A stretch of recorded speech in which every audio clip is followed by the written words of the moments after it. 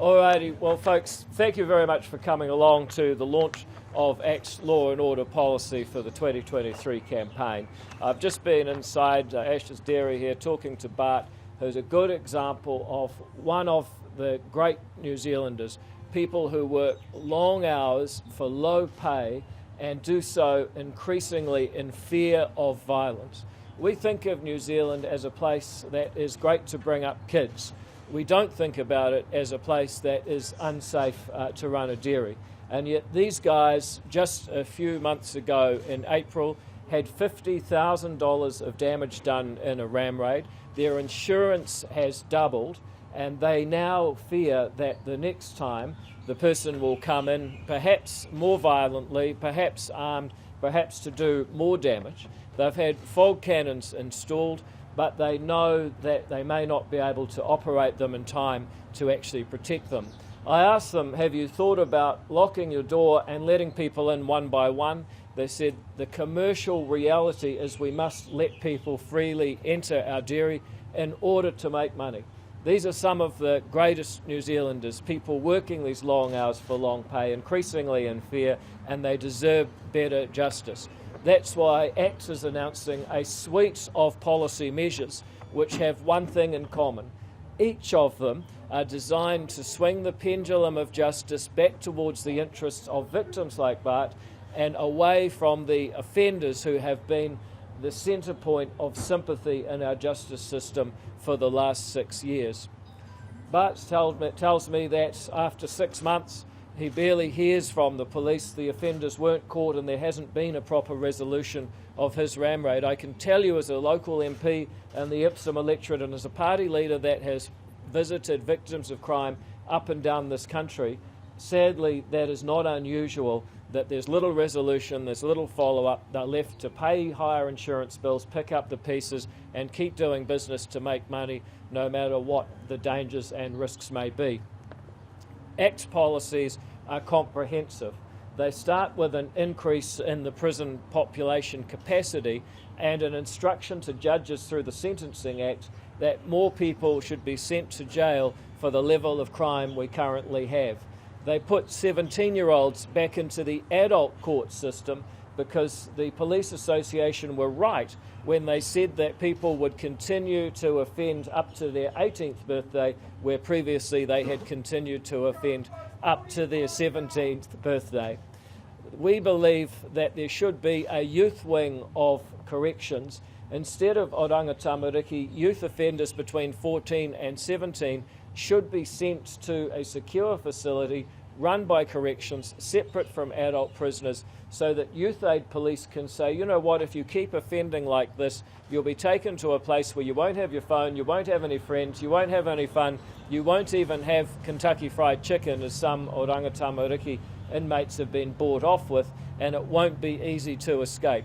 Until there is such a consequence, youth offenders will ignore other sanctions. And when it comes to other sanctions, we say that if an offender is old enough to steal a car and drive it through a dairy, they're old enough to wear an ankle bracelet that can be used to ensure they don't break curfew and don't show up at the scene of further crimes. We believe that before that they should face instant practical penalties, where a police constable, rather than waiting 6 months to send an offender to youth court, can say, actually, your punishment is to help clean up this mess you've created, apologise to this shop owner and start being a responsible citizen again. When it comes to offences where people are working, perhaps sole charge, or in many cases with dairies and convenience stores have their accommodation attached to their business, we believe it should be an aggravating factor in sentencing to attack someone who is working sole charge or working in a place connected to their place of residence or dwelling. It's absolutely mortifying for people to find that they are attacked in exactly the place that they don't only work, they can't go home from that place where they were attacked because that is attached to their home. We also believe that the 3 strikes law should be back. It's one thing to make one serious sexual or violent offence. It's another thing to do 2. But anyone who commits 3 serious violent or sexual offences should go away for the maximum sentence. I hear the criticisms that you can't simply lock people up. And ACT Party is finally absolutely clear that we want people to leave prison as a better person. And that's why we say if you want to be let out after as little of a third of your sentence, then you must ensure that you have done the work and rehabilitated yourself. If you want to get early parole, make sure that you have learnt to read, make sure that you have learnt to get a driver's license, and make sure that you have worked on having a trade, because if you can't read, you don't have a driver's license and have no saleable skills, if the corrections department sends you off down the road with $320 and says try not to come back, then you can see why we have a recidivism rate which is as high as 70% of prisoners back inside within 4 years of release. This comprehensive array of policies in prison capacity, prison rehabilitation and sentencing are designed to ensure that New Zealand again becomes a place where it's safe to run a dairy, safe to run a jewellery store, a great place to bring up kids, keeping the promise of New Zealand to all New Zealanders, with consequences for those who offend and rights for those who behave within the law and have come to this country to make an honest buck. Those are the people who should feel safe, some of the greatest New Zealanders, those people working those long hours for little pay, feeling endangered, deserve to feel safe again. And this array of policies designed to put consequences back on criminals and rights back for offenders is designed to achieve exactly that. I'm very happy to take any and all questions about this policy or other things going on today. David, what's new here? You already announced all of these policies before. These are policies that ACT has been rolling out as a result of hearing New Zealanders' concerns and hopes, and we've formulated them, we've tested them with the community, we've put them all together in one place. If you're threatening to punish us for having put out a wide array of policies over the 3 years instead of coming up with stuff at the last minute, then we're guilty as charged. So you're just re-announcing stuff. We are releasing a comprehensive suite of policies in one go that put together form an agenda for a future government to restore the balance between people who are trying to make an honest buck and people that deserve tougher consequences. Do you see law and order as being an area where you and National have particular similarities? I think ACT and National can work very well when it comes to law and order, but I'll just give you the example. When we said, if you're old enough to ram raid a shop with a stolen car, you're old enough to wear an ankle bracelet, National's original response was that breaks our heart. They've now come around to that, and I think that shows the role that ACT can play in a tight working relationship with National. Are any of these policies going to be bottom lines or very, very important things to get across the... I think every one of these policies is a priority. I know ACT will be judged in 3 years, if we've been in government, on whether or not we have got the pendulum swung farther towards victims away from the rights of offenders. So absolutely, this is a key priority for ACT. Can you speak a little bit about funding? You've put $1 billion on these 500 new prison beds. Where's that money going to come from? So ACT publishes a fully costed alternative budget every year. Our budget that we released in line with the government budget in May showed how we would reduce overall spending by around $9 billion, but in select areas including prisons, defence, teacher pay and GP visits, we'd actually increase funding because there's some areas where ACT believes that the government doesn't spend enough money. Prisons is one of those, and yes, we allowed $500 million to build an additional 500 prison spaces and then make sure that we have the staff to fill them so that we can get back to the level of imprisonment that we had in 2017 before Labor's experiment of letting criminals out to see if they'd be kind back to us. Is there any international evidence to show more people in prison reduces crime? There's a very good example of what happens when you have more people in prison to reduce crime, and it's in our own country just a few years ago. So you want to talk about international evidence, all countries have different things going on. But right here in New Zealand, we've had a 40% reduction in sentenced prisoners over the last 5 years, and the level of victimisation has gone up by almost a third. That's the number of offences per 100 adults in New Zealand, according to the Ministry of Justice. So we don't need to look at international evidence. We have the evidence right here. Labor's experiment was to reduce the prison population. They succeeded in that goal, but New Zealanders are suffering an awful lot more crime as a result. We say that more people should be in prison. We say, included in this, that we should review the use of electronic monitoring. We should change the Sentencing Act when electronic monitoring is being considered. The guy, Matthew Reid, of course, was on home detention for domestic violence, which is crazy in the first place, but he was somebody who proved that sometimes it's actually better to have the person in prison than to let people out because it's somehow in their best interest. Over that time, we've also seen a cost of living crisis and mental health crisis as well, fueled by the pandemic. Why not focus on those issues to reduce crime? Why focus on jail? At the same time as we've had a cost of living crisis and a pandemic, some people have tried to use those events as excuses for crime. And I think every time we say that maybe victimising someone else is justified by the circumstances, you're actually just encouraging more crime. Our attitude is that the only person responsible for a crime is the person that carries out the crime. If you start saying that other things going on somehow justify offending, then I think you're only going to get more crime as a result. However, if you're interested in our policies on those other areas, ACT has an excellent mental health policy in the case of Mental Health and Addictions New Zealand. Our proposal to properly fund really effective mental health strategies and stop funding those that are ineffective by having one body that's in charge of quality control. If you want to talk about the division and the difficulties caused by COVID, well, it's difficult to change that now because the government's done it and what's done is done. But throughout that period, ACT had an excellent set of counter proposals and suggestions that would have reduced the damage to social cohesion by the pandemic. So, I would argue that we do have good policies in those areas, but I also think it's a mistake to say that offending can be justified by the circumstances. You looked at any international evidence for this? Oh, of course we have, but what we find is that every country has a different story to tell. What we know here in New Zealand is that letting a whole lot of people out in prison hasn't actually succeeded. Which countries get it right, do you think? I think that New Zealand has to chart its own path. We face our own circumstances. But of course there will be people that will point to Scandinavian countries, ignoring all of the things that are different about those countries and assuming we should cherry pick one aspect of how they behave. Then there will be people who look at the United States, ignoring the many complexities of the United States and saying, well, their attitude clearly doesn't work.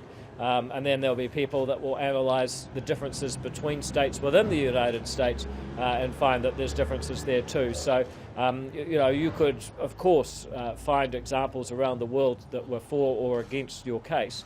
But the ACT Party's view is that New Zealand has done its own experiment in the last 5 years. We let criminals out to see if they'd be kind back to us. They weren't. It's time to lock them up again and then rehabilitate them.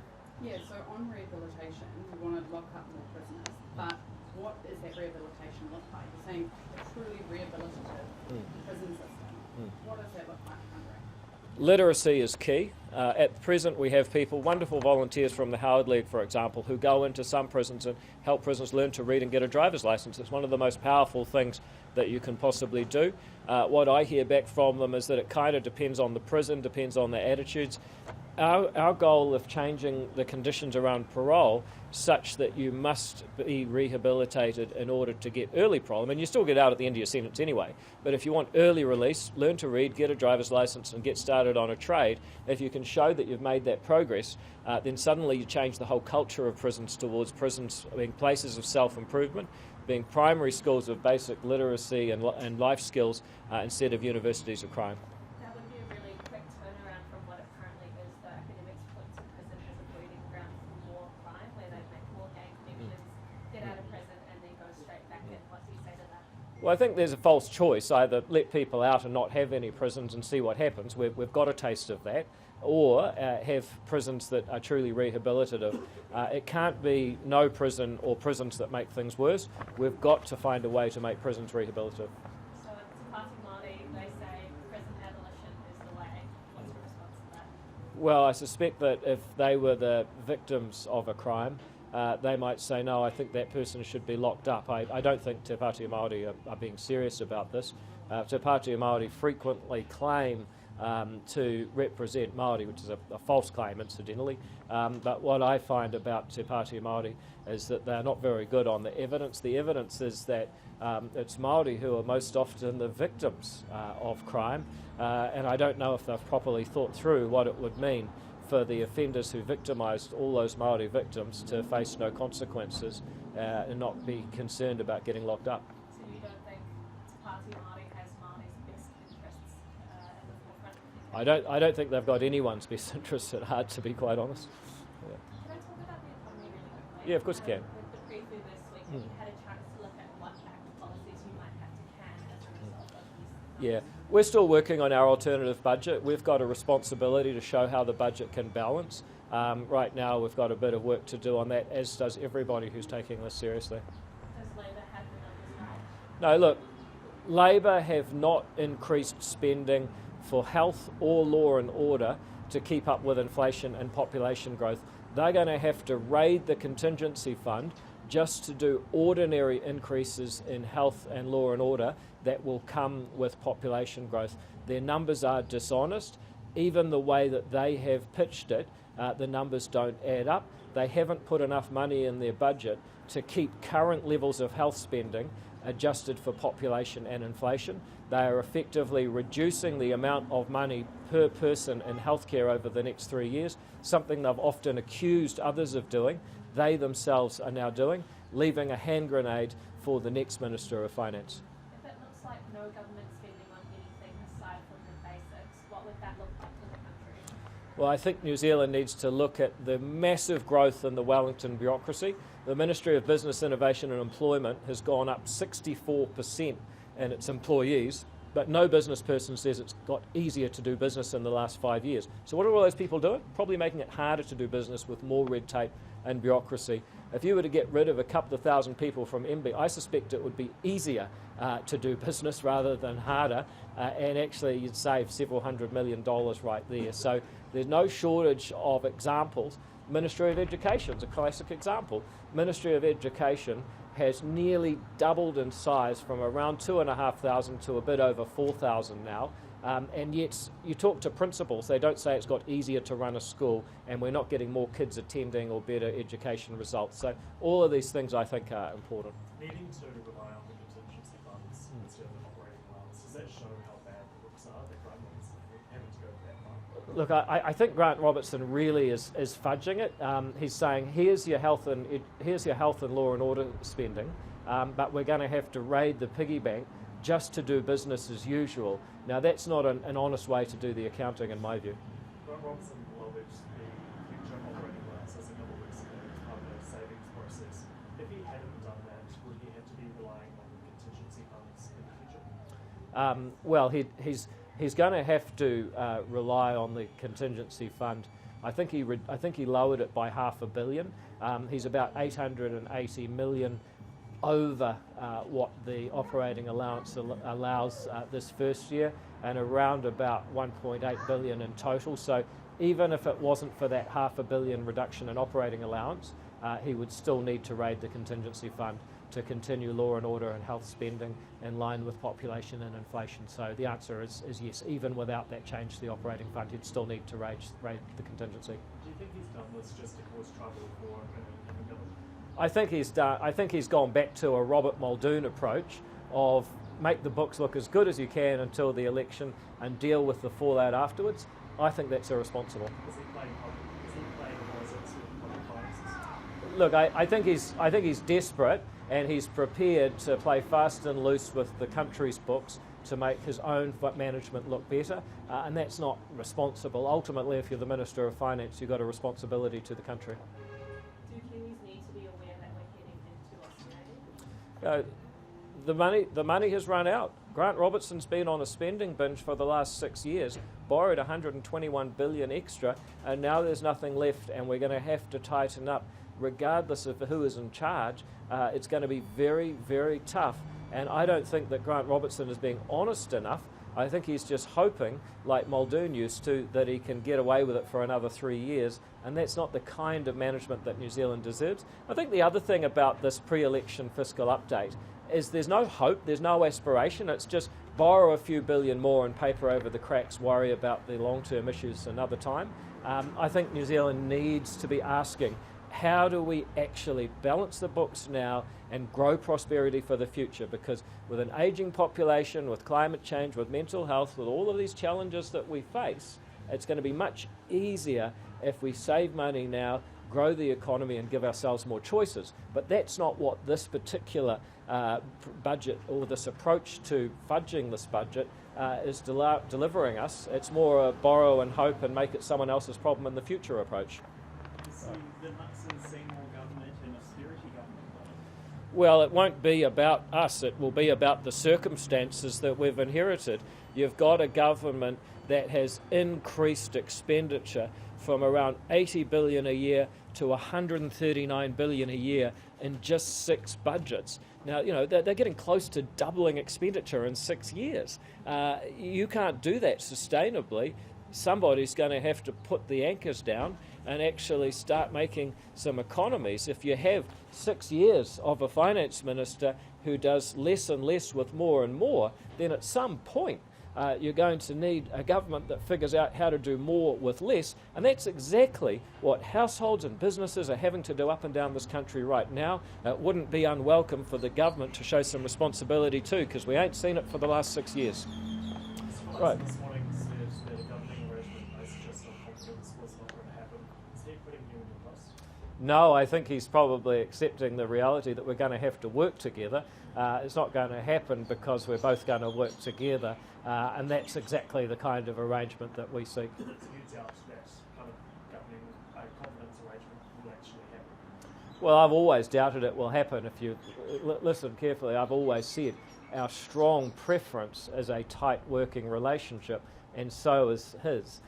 The real politic is that we could still end up in an arm's length relationship if we can't agree on a tight working platform. But I think now what you're seeing is Chris Luxon and me saying, no, this country has serious challenges and we're going to work together cohesively to solve them. That's exactly what ACT has always wanted.